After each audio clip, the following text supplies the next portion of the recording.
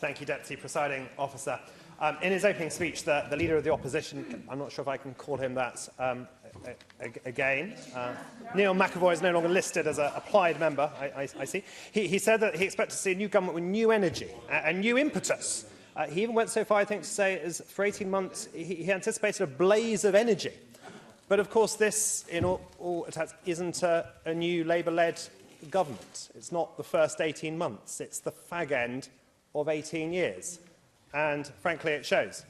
We have the Welsh Government's 8 key economic indicators that they set themselves. And the first, I think, the most important of those, GVA per capita, were 12 out of 12 of the English regions and the 3 nations. Wales, 18,002. UK, 25,351. And we go down these and we're 10th out of 12, 11 out of 12, 12 out of 12, 9 out of 12, 11 out of 12, 10th equal out of 12. And there is one actually where we're a bit better, but not all the data is available on that one. And we go, I don't think there's anything more important than the 2 major public services that are devolved, the health service and education. We look at urgent GP cancer referrals. We set ourselves the target of 95% to be seen within 2 months, yet it's only 86%. The A&E 4-hour waiting time, only 82% in Wales are seen within that. In England, it's 86% compared to the 95% target they set. And then we see for waiting times, 3 times as long for hip replacement or hernia, nearly twice as long for cataract operations. And actually, the only reason we've got those numbers is because of the Nuffield Trust. The reality is that when Labour aren't hitting their targets, they stop collecting the data. But one piece of data that is available in the health service is mortality. And for avoidable deaths in Wales, we have 240 per 100,000 people, compared to 221 in England. Now, over just in 1 year, that implies 600 extra and avoidable deaths in Wales, and potentially over the period of devolution, 10,000. Turn to education. The Leader of the Opposition said that the PISA results were going backwards, and I heard muttering from a Labour member, no, we're not. But look at them. I mean maths, the Wales number is 478 compared to 493. That gap's getting wider, and it's fallen in Wales compared to the previous numbers. On reading, we have in Wales 477 compared to 500 in England. That gap has doubled in the past decade, and the Welsh number has been going down. And then in science, we have Wales on 485 compared to 505 back in 2006. Again, the gap has doubled with England. So that's the record on the key public services. But then we also look at the constitutional issue, and we have no settled devolution settlement. The First Minister has instead set Wales on an uncertain journey by saying Scotland should be our model.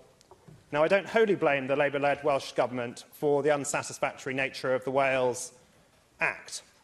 But I think also Labour frontbench and Labour Welsh MPs, who are the majority, also bear some responsibility for that, as I think does Sir Humphrey and his pernicious influence on the Conservative government at Westminster. But we had only, I think, very pretty marginal changes in the drafting. Yet we had these sort of speeches from so many Labour members, including the front bench, that, oh, it's not great, there's all these problems with it, but on balance, and it's very much an on-balance decision, but there's this great thing that the Sewell Convention is going to be codified in law, and that will then be judged by the courts, and on that basis we should vote for it. Yet within a couple of weeks, the rug is pulled out of them, and following the Council General's intervention, we're told by the Supreme Court the fact it's in law makes no difference at all, and it remains a convention. And then on leaving the EU, we see how the Welsh Government position has evolved. I don't want to be too critical for this. This is something I've been obsessed with all my life. The First Minister has led on it, and he's mugged up over the past 9 months, and his understanding has developed. But he's had 3 separate positions on freedom of movement. And at one point, he very sensibly said that we couldn't be members of the single market. Indeed, he voted down a applied motion on it because we needed to deal with freedom of movement. Unfortunately, that position now seems to have gone back, and free and unfettered access to the single market is, I think, something that would get a consensus. But then, when that then becomes full participation in the single market, I've said before, I mean, what on earth does that mean? I saw Jane Hunt, the Leader of the House, adopted a new formulation in taking questions yesterday. She referred to participation in the single market. But ultimately, are we going to do what the people of Wales want? They voted to leave. Are we going to come out of the single market? Are we going to restrict freedom of movement, are we going to take a sensible approach to this and back actually what the people of Wales decided, or are we going to try and hug the Scottish Government?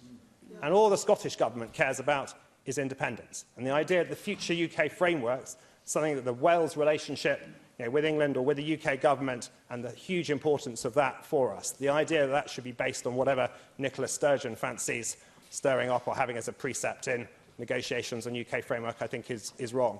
We need to see the Welsh Government lead in finding a settled model of devolution, not the independence supported by 6% of the country, yet however many members there now are opposite. And we look to the Government to lead on that.